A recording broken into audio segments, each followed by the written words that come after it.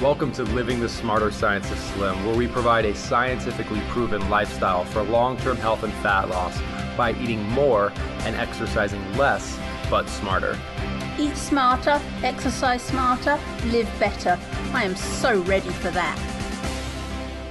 Hey everyone, Jonathan Bailor here, and I am here. I know I start these podcasts off saying I'm excited and I'm happy, but this week I am really excited and really happy because I have the pleasure to bring to you someone who has a special place in my heart. And I'm not going to tell you her name yet, but this is a woman who, back in the early days of the Smarter Science of Slim, when I'm out there with my little tin cup, my little virtual internet tin cup saying, "Hi, I wrote this book called The Smarter Science of Slim. Will someone please pay attention to me? I think it could really help people."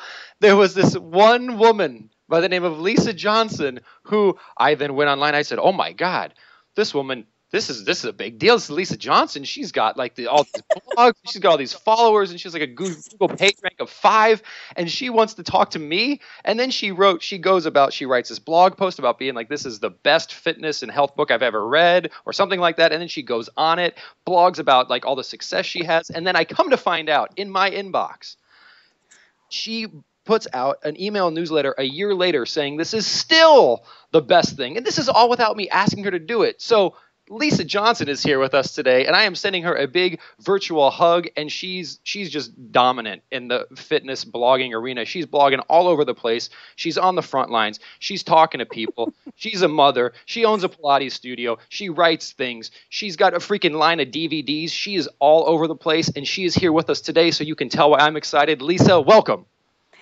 Oh my God, Jonathan, thank you so much.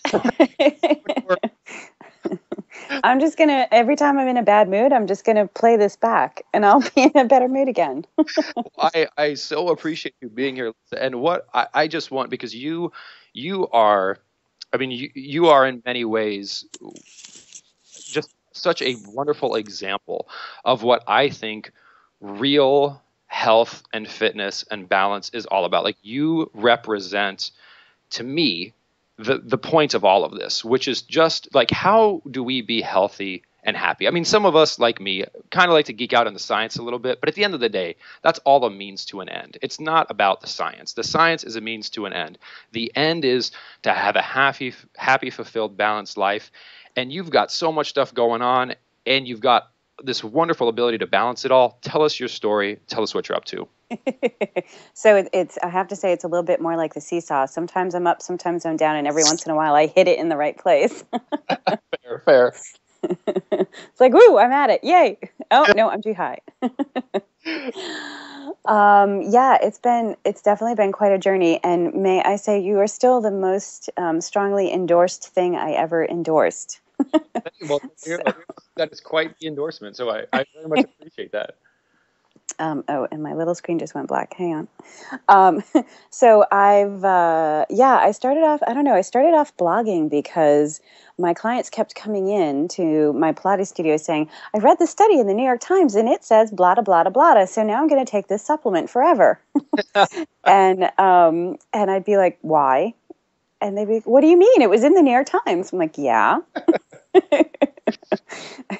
And I would shoot holes in it, and they'd be like, "Oh, okay. Well, I already bought the supplement, so I'm going to try some anyway." I'm like, "Okay." And it just got frustrating. Here are these incredibly well-educated, intelligent people, and they're going to, supposedly really good sources. The New York Times is, what do they call themselves? The record or something?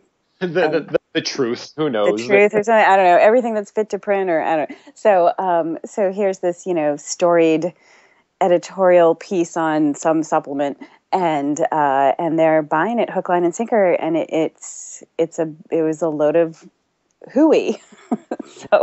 And I knew if my clients were out there taking this in, that there'd be, at least 1 million other people doing the exact same thing.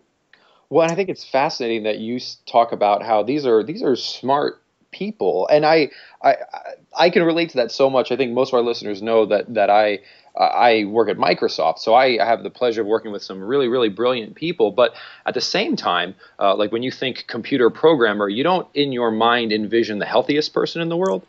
Yeah. And despite the fact that you can have sort of this intelligent set of people, but this role we find ourselves in seems to have the ability to confuse even the most intelligent person. Why do you think that is? Well, I think it's because people get spoon-fed one nugget of information, one little bit at a time. And that's actually kind of one of the great things about your book was here's all the stuff together in one place. Let's look through it. Let's compare this factoid to that factoid and why it all goes together. I think people would come in and they're like, I'm supposed to have CoQ10. Okay, now I'm supposed to have flaxseed. Okay, I'm going to not do the CoQ10 anymore, but I'm going to do the flaxseed, And, Yep. And there's reasons, a lot of the studies are valid. A lot of the stuff makes sense to take for certain people with certain conditions or dietary needs. And they're not just they weren't looking at the big picture. They were just looking at one little nugget and then another little nugget as the media and the marketing machines were going. Mm-hmm. And they would adopt some new habit, but then they would drop some old habit. And maybe one of the old habits they dropped was a good thing to have. And they stopped doing it. So it was like, you got to think big picture. Your body is, this big, vast, amazing series of processes relating to each other. You can't just, push one lever and have everything suddenly be perfect. Well, and here's what I love about what you do, Lisa, and I love your insights here. And I can see that I love this big picture focus. I'm a huge fan of that. And I see that some of the things that people do, like a good example of a very now popular big picture focus is the primal or ancestral or paleo type effort, where it's like, let's start with this big picture that if it's completely divorced from what we evolved to do, it might be questionable. But one thing I admire about you is you have maintained, like you've risen to the heights you have in the social media and blogging world without really labeling the holistic approach you take. You've stayed almost agnostic and focused on the end, which is just be healthy, rather than saying like it's about this label. How do you do that? I've read all the paleo stuff. I've read your stuff. I've read, I don't know, Weight Watchers, everything from one end to the other. And there's a consistency through all of it, which is lean proteins, lots of fruits and vegetables, as little starch as you can, as little sugar as you can. And if you kind of follow those 4 rules, you're pretty close to the Smarter Science of Slim and anything else, really. Mm-hmm. It kind of all comes down to that.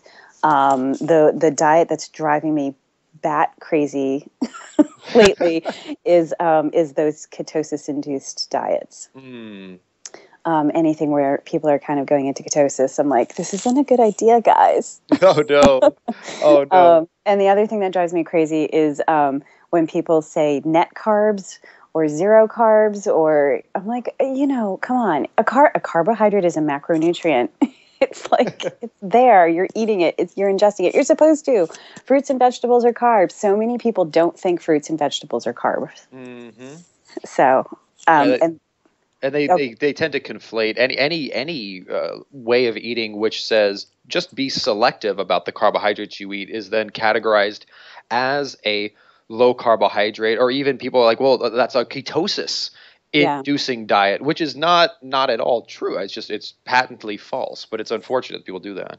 Yeah. There's a guy on my Facebook feed who's constantly telling me that I'm in ketosis. I'm like, no, I'm not. I eat 12 servings of fruits and vegetables a day. That is not ketosis. Well, and Lisa, what do you think? You said those 4 basic principles, which are just spot on, and it is pretty universal. How do you think we can get people? This is a drum I've been beating a lot recently, which is, it's true, right? Pretty much everyone other than the USDA and giant food corporations that try to saturate us with processed sugar, starch, and fats think those 4 things you mentioned are true and good. And if we could just all do that, like if the standard American diet just moved to that, we'd be good. Like we might not be perfect, but I don't know if that's anyone's goal. It seems to be human nature to like take sides and pick teams and focus more on the labels and to focus more on what we disagree with rather than what we agree with. But we'll never see any change if we do that. How can we unite, for lack of better terms? I think actually the video that you just put out is kind of a good like rallying cry of putting people together. You know, how about these things? Do we agree on these things? And then kind of going forward. I do think it is human nature to wrap our brains around marketing. So I don't see that stopping anytime soon. Mm-hmm. Maybe if the government started doing some PSAs, some public service announcements, like they did with the Indian in the 1970s picking up litter. Mm-hmm, so, like, if we could kind of get back to those certain things. Actually, I remember the Schoolhouse Rock. Do you remember those? Oh, absolutely. Yeah, that's what inspired the slimissimple.org videos. Absolutely. Oh, really? Oh, okay. Because they had a couple of them that were like, eat your veggies and had dancing veggies and stuff like that. So, something simple and basic like that. I do think what Michelle Obama is doing with the Let's Move organization is kind of heading in that direction. Mm-hmm. But it's really difficult because there are so many special interest groups in Washington, pushing their own food agendas. And I mean, Big Agra is in bed with the FDA and the USDA and everything else. So it's not going to happen anytime soon. That truly good, healthy messages are going to be coming out of the government. They're doing better in Europe. Yeah, well, it's fascinating, and also just even what you're seeing in Sweden and some other countries of just like massive dietary change taking place. It does seem possible, and in fact, even it's happening in a negative fashion. Like if you look at some European countries, South America, and some Asian countries where the Western diet is starting to become more like dietary change can happen, either positive or negative. Yeah, and you're seeing changes within a generation, which is pretty scary. How quickly. If you adopt the American diet, you go down the tubes. Oh, absolutely. Absolutely. Well, and I apologize. I cut you off the very beginning of your story, and we left off where your clients were coming to you and they were getting confused, and we were talking about the big picture. But let's continue this story to like literally. I don't want to turn this into an Oprah show, but I would love to know like where are you at? Because I mean you've got a family, right, and you've got a business, and you've got all this stuff going on. How do you balance all this? Tell us more about that. Yeah, flow. It's all about flow. It's kind of interesting. It's I've been like just get the work done, just get the work done, just get the work done. And then between Christmas and New Year's I got sick. And I was sick for about 6 weeks. Oh, wow. I just had this nagging virusy thing that kicked my butt. And while I was laying in bed looking at the ceiling, coughing, hack, I decided maybe I needed to back off a little bit. Mm-hmm. So I lightened up my schedule at the studio slightly, took a day off so I could do some more writing because I'm like always behind in my writing. And started doing started doing more play, spending time with my kid. And we had a huge blizzard. Actually, you and I were emailing, and I said I was caught in the middle of a huge lizard. Yeah, I was like, what? And then I saw your next email, and I was like, oh, yes, blizzard, not lizard. But yeah, that was awesome, actually. And that was actually the first weekend I felt kind of normal. So that was 2 weeks ago. So I started to, I was out playing with my kid, and we were shoveling, and we were wandering around. And when you have a big blizzard in New England, people really kind of come together. It's very, it's almost like a college campus kind of feel. Like freshman orientation weekend or something. Not as much alcohol, maybe. Awesome. And it's just kind of a really fun experience. I met a bunch of neighbors, and I've been living in my neighborhood for 3 years, but I met a whole bunch of people that I hadn't met before. Oh, wow. And my son was sledding down our street, which he just thought was the most awesome thing ever. And so yeah, it's really cool. It's hard. You're never going to be, actually going back to that seesaw adage, sometimes you'll be a little bit ahead, sometimes you'll be a little bit behind. Every once in a while you hit it in the middle.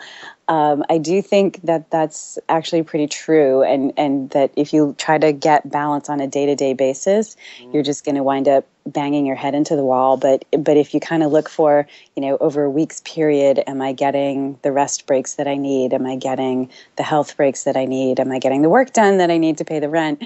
All of those things. If you look at it kind of over a longer period of time, like a week, that I think you've got, like, then you're doing good. If you can hit some sort of balance over 7 days, I think you're doing pretty good. What a profound distinction that is, Lisa. That is awesome. I think so often we focus on that day to day, almost like holding ourselves to this perfect standard. And in reality, it's going to be ebbs and flows. And if you look at it on a week by week basis, I can wrap my head around that. I really like that. That's very smart. You're a smart woman, Lisa.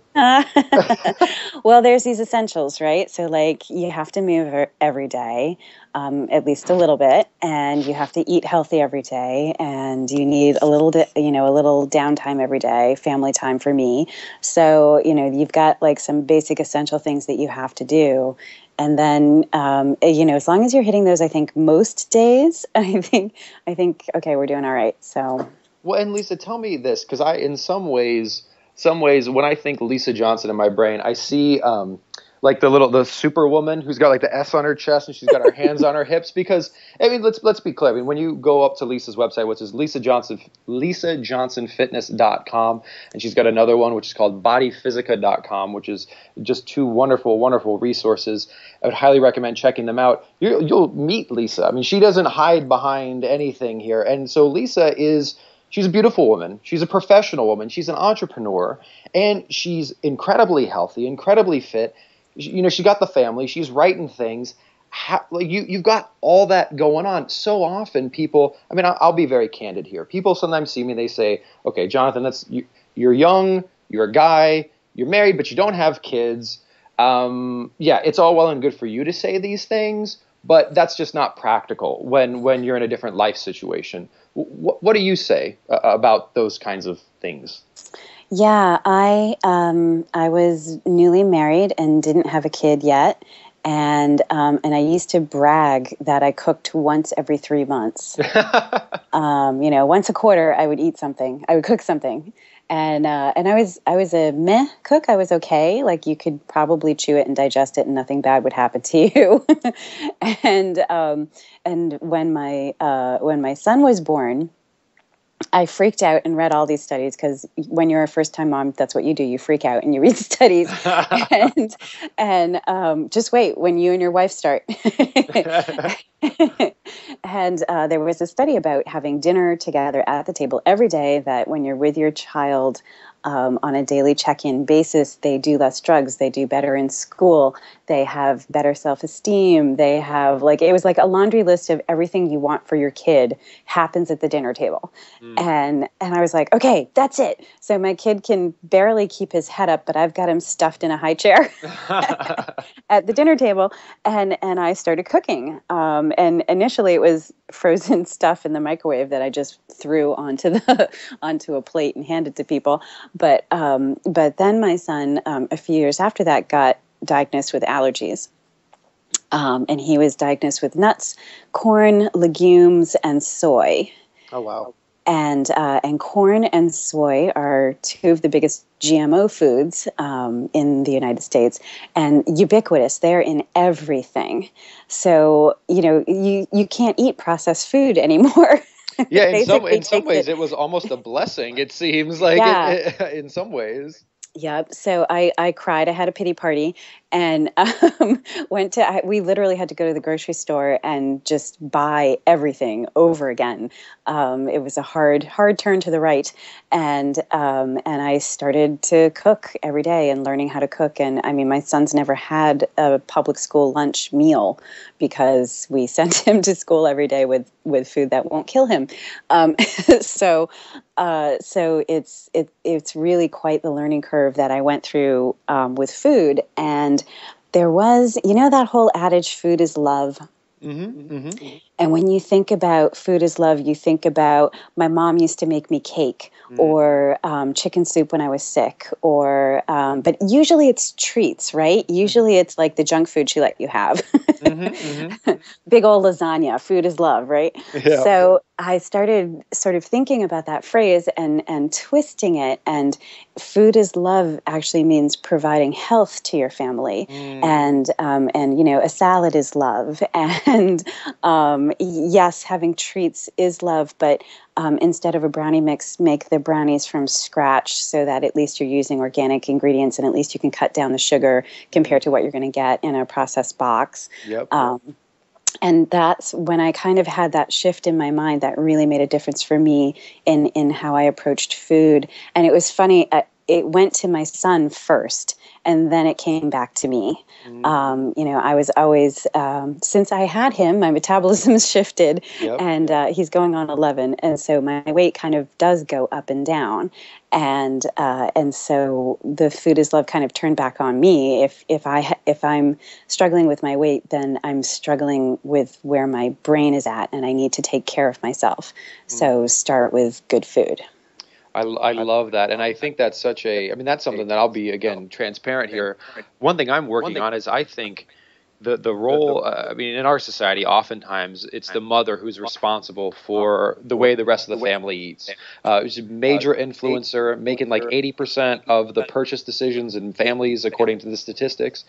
And being in that position of being able to not only give life initially, but then to propagate life in that way is that's just such a cool position to be in, and in some ways it can be scary, but I love your approach to showing how that can be a real positive thing. It's very neat. Yeah, I've it definitely runs that way in my family, and I find it ironic. So I consider myself pretty liberal, pretty I have a Harvard education. My major was women's studies. So it was all about an egalitarian relationship, which I do have with my husband. But we still wind up in these roles, like he's the electronics guy. He set up the mic for me so I could talk to you today. So it's funny that we wind up in these totally traditional roles, and it really is just because he's a horrible cook. So he can boil water. That's about it. Oh, that's funny. Well, and I know just even statistically, the women are, and God bless them for this, 80 to 90% of the wellness books sold in this country are sold to women, because at least heterosexual men, the stereotype is well, whatever, I'm just going to be blah, such negative stereotypes around. I read this article in the New York Times.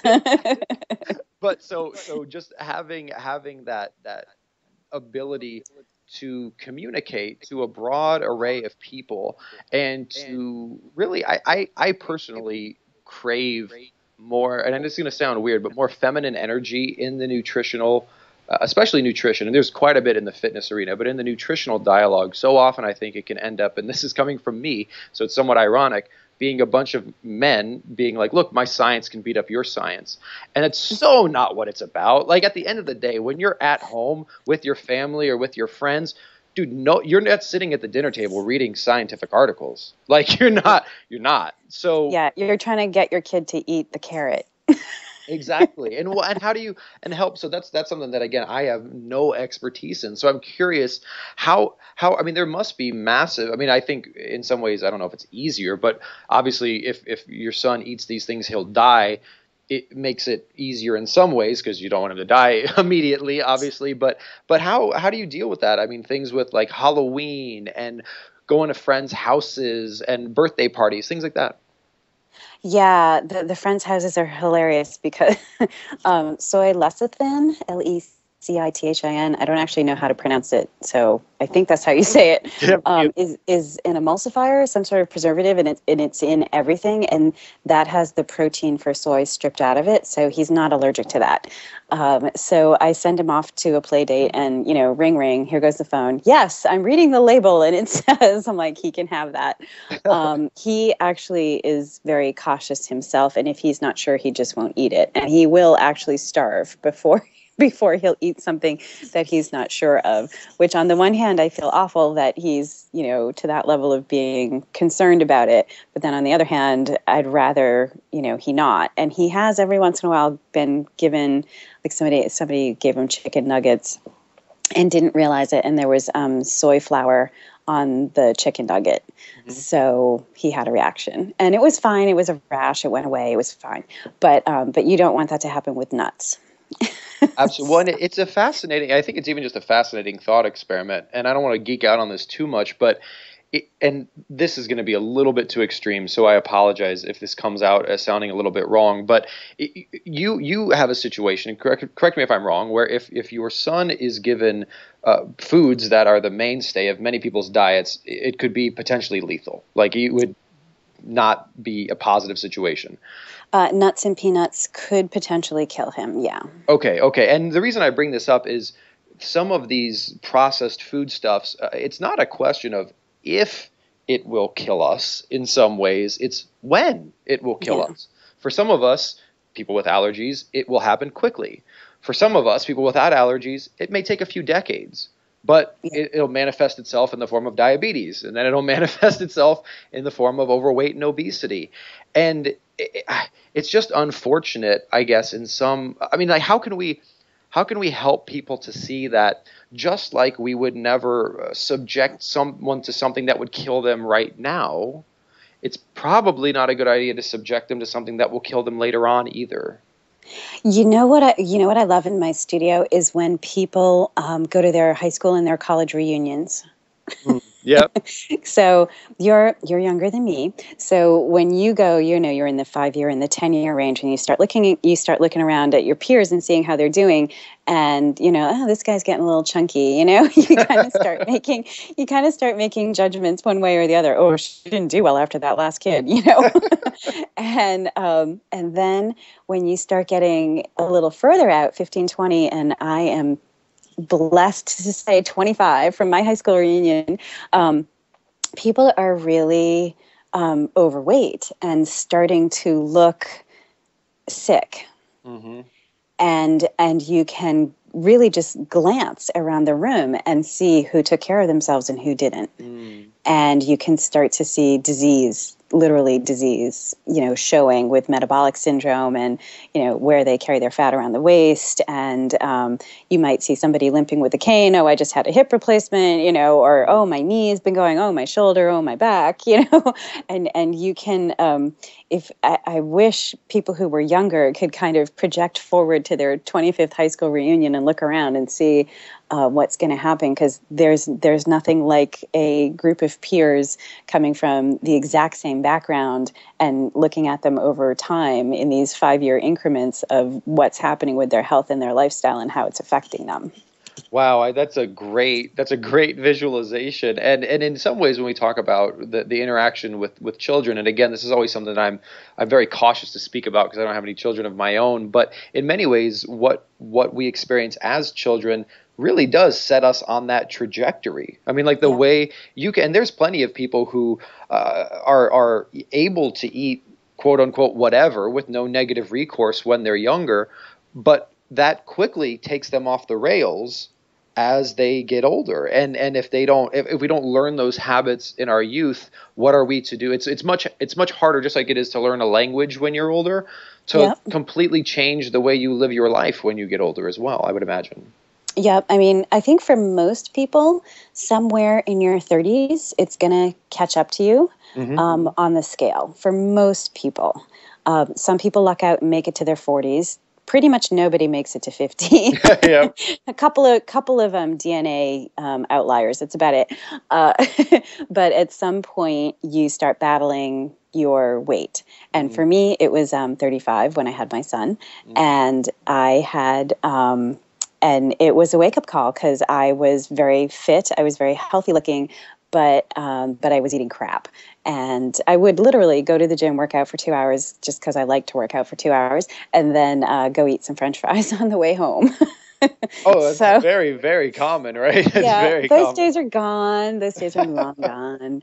I just sniff at the restaurant when I walk in. But I think one of the things I have been able to do with my son is bring him into the kitchen and teach him how to cook. And we one of the reasons why my husband can't cook is because his mother never taught him. Yep. You know, what do you want, honey? Here you go. She was basically a short order cook. And for me, it was bringing my son in with me, and we did start off baking, brownies and stuff like that, the treats that he wanted. But he'll prep broccoli for me. He'll work. He was helping me with butternut squash last week. He'll come in and ask me if he can help cook. Which I think is one of the best tools you can give your kid, is teach them how to cook and teach them the rules. And we talk about it all the time. Like, I'm always taking recipes and cutting back on the butter and the sugar and the whatevers. And so I'll tell him, the recipe says this, but you only need that. And do it this way, cut it down, cut it back. And it tastes good. So he's like, oh, okay. Mm-hmm. That's awesome. Well, I even remember when I was very, very little, the ability to do things with your hands. I mean, just get in there and it's almost like those, like a science experiment. You can make that, you're cutting stuff up, things are changing colors, you've got fire on the stove. Meatballs, by the way, are awesome. Oh, yeah, there you go. Get in there, all that cookie stuff around your fingers. Yeah. Oh, I love it. One, and speaking of things in one's youth catching up to them when they're a bit older, I'd love to talk a little bit about your fitness studios, because I know you're very into Pilates. You're a Pilates instructor, and you've got a wonderful line of DVDs, and I'd love to get your take. I mean, you'll probably share my sentiment here, where I'm always somewhat fascinated by every 5 to 7 years the resurgence of extreme workouts. Yeah. and that is great when you're 20 in quotations until you blow your knee out or do something.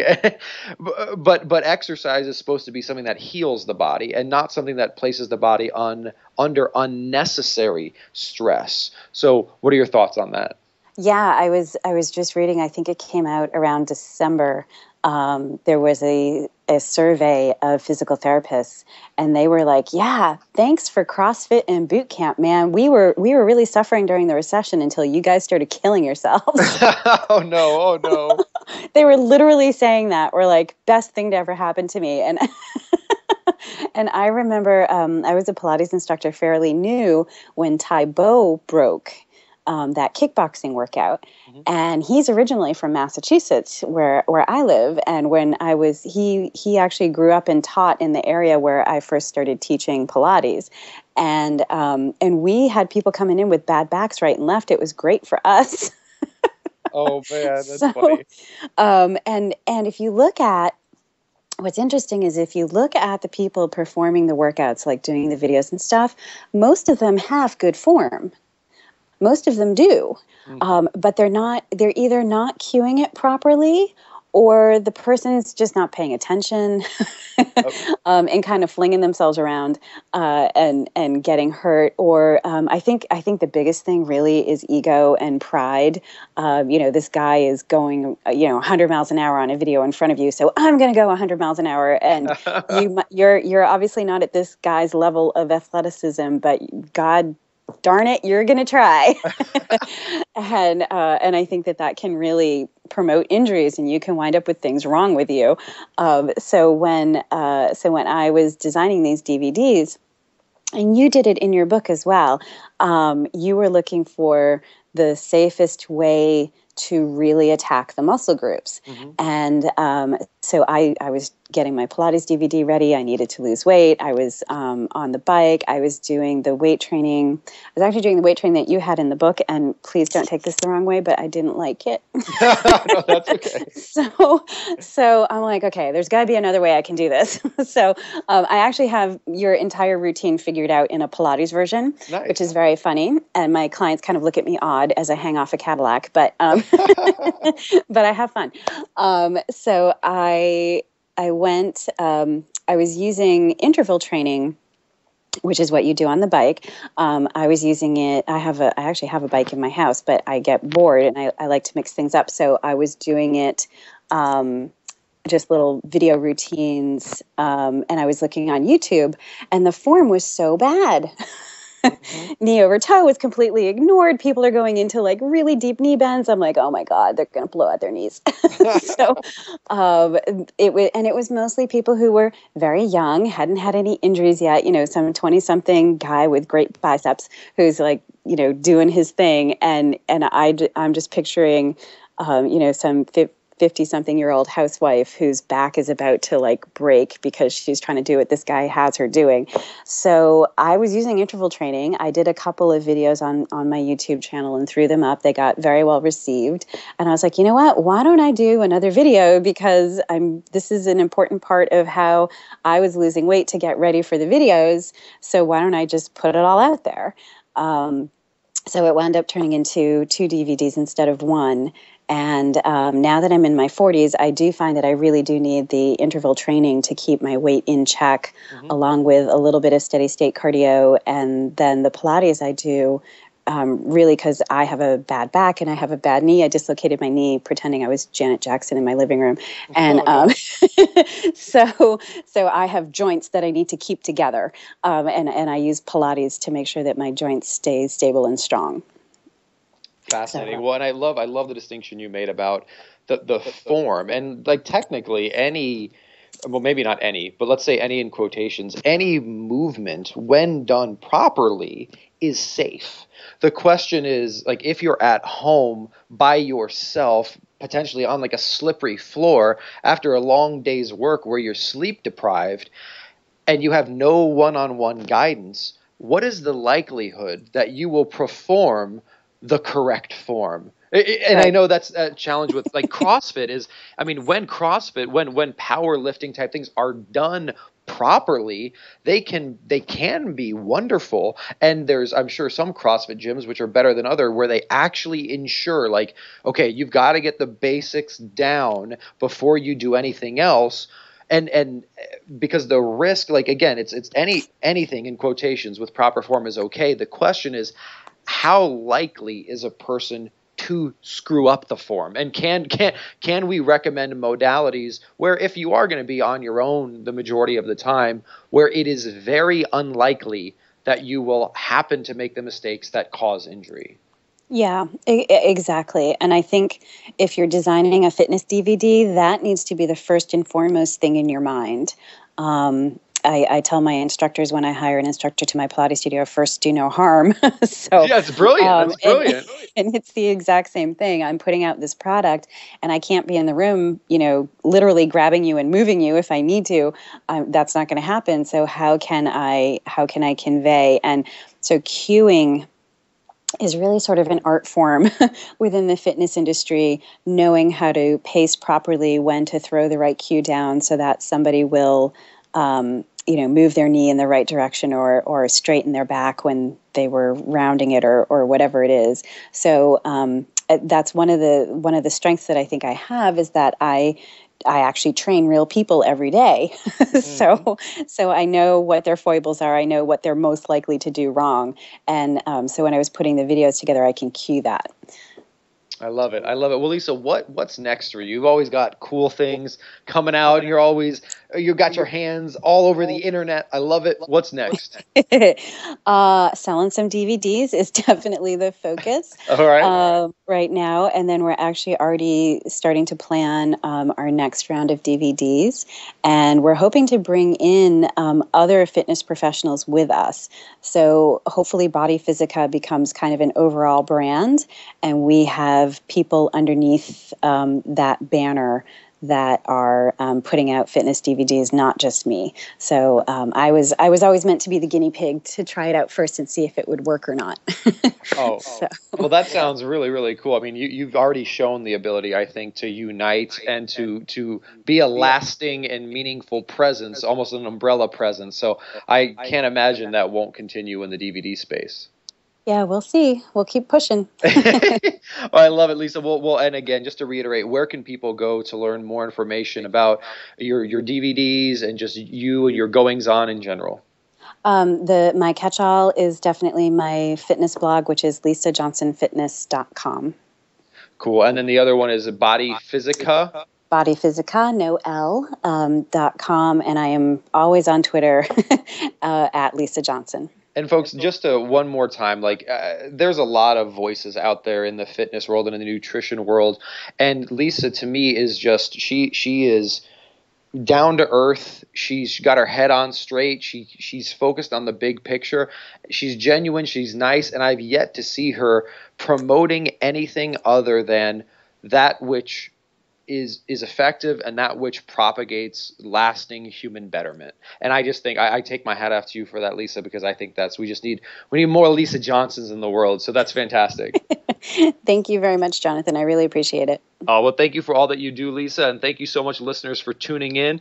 And we will see you next week. And until then, remember to eat more and exercise less, but do that smarter. See you soon. Wait, don't stop listening yet. If you like the podcast and if there's other ways we can help you, please join us in the Smarter Science of Slim support group, which is freely available at the Smarter Science of Slim website, smarterscienceofslim.com. There you'll find all kinds of free recipes and success stories and just all kinds of fun stuff like how to help your kids go sane and just great community content. And just one last thing before you go, if you wouldn't mind heading over to iTunes and up onto Amazon.com and leaving us a review, and then going over to Facebook and liking us, we would hugely appreciate it.